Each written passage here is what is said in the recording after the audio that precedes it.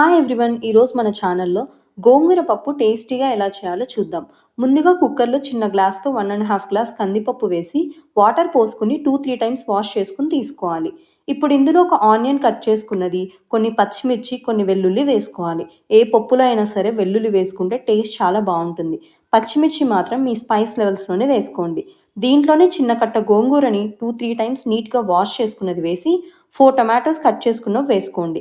చాలామంది గోంగూర పప్పులో tomato skip చేస్తారు. కానీ వేసుకుంటే చాలా బావుంటుంది. ఇందులోనే 2 గ్లాసెస్ వాటర్, 1 టీ స్పూన్ పసుపు, పైన 1 టీ స్పూన్ ఆయిల్ చుట్టూ వేసుకొని కుక్కర్ లిడ్ క్లోజ్ చేసి 5 విజిల్స్ రానివ్వాలి. ఇలా పైన ఆయిల్ వేయడం వల్ల పప్పు అనేది పొంగకుండా ఉంటుంది. విజిల్ చల్లారాక ఎక్సెస్ వాటర్ ఉంటే పక్కకు తీసుకొని ఉప్పు వేసుకొని మెత్తగా ఎనుపుకోవాలి. ఇప్పుడు పోపు కోసం చిన్న కడాయిలో ఆయిల్ వేసుకొని ఆయిల్ హీట్ అయ్యాక ఆవాలు, జీలకర్ర, చిన్నగా కట్ చేసుకున్నవి ఆనియన్స్, వెల్లుల్లి, ఎండుమిర్చి, కరివేపాకు వేసుకొని బాగా వేపుకొని పప్పులో మిక్స్ చేసుకోండి. అంతే గోంగూర పప్పు రెడీ అయిపోతుంది. ఒక్కసారి ఇలా ట్రై చేసి ఎలా వచ్చిందో కామెంట్ చేయండి.